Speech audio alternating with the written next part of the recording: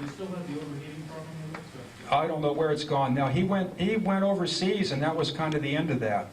The problem is you get too high of a concentration of magnetic fields, and you're fighting a losing battle.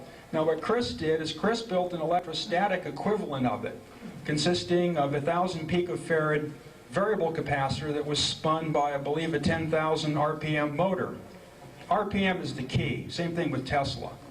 All of Tesla's true devices always spun at some horrible velocity. And this highly rotating, high-speed rotating variable capacitor, when hooked to a battery, would produce electricity from nowhere. I have a little device in my car where I operate my 24-volt military field radios off of 12 volts. Very crude device. It consists of a vibrator that charges two 12-volt capacitors in series and discharges, or charges them in parallel on 12 volts and discharges them in series on 24 volts. If the dwell angle on the contacts in the vibrator gets screwy, when you turn the switch off, the thing just sits there and keeps humming, powering the 327 pilot lamp for a period of about 2 minutes. But of course that's impossible, just like all Tesla's work. It's all impossible. It's like the transformer. That's why the lights should go out right now, but they're still humming away. Any more questions? Yeah. The other speaker says something to the effect that Einstein was suppressed, quote unquote. My question is by whom? Well, probably the same people that bulldozed my station in Bolinas and are now presently trying to close down KPH in Bolinas, which Marconi started in 1913. Same people that like to get rid of all those tubes and knobs on your radios. When I caught the fire department cutting my coax and said they didn't want any radios with knobs anymore. And the FBI said that the dope dealers were all upset that I was listening to their telephone calls, so the county came in with their SWAT team to get rid of my radios. It gets into a weird subject when you start to explore it. I'll tell you right now, the cellular telephone companies want to make the situation just like it is in the so-called United Kingdom. You better not get caught with a scanner in the UK, or you go to the brig.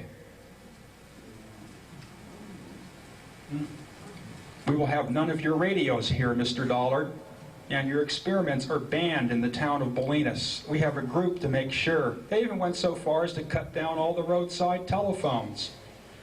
So look up a group named Commonweal in Bolinas and talk to Hillary. They'll tell you who. It's up to you to experiment. I already lost a gallon of blood over it right out of the rear end. Any more questions? Yeah.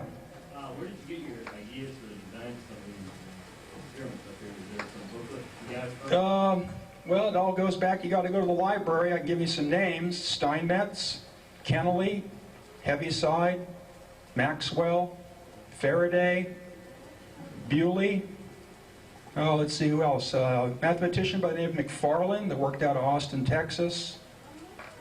Well, those are pretty much it. You work with those guys, and you know, and do your basic studies. You know, learn the algebra, and learn your dimensionalities. It takes about 14, 15 years. You're not on the internet, are you? I'm on CW every day. 7037 in the morning and 7137 at night. The rest of it, as far as I'm concerned, is just the Babylonian telephone. Because that 2 meters isn't good for your face.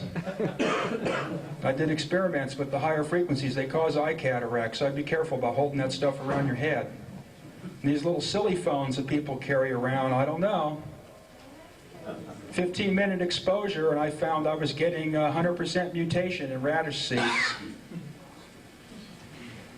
Things are a little different than you would think right off. Any more questions? Well, I guess I scared everybody. Eric,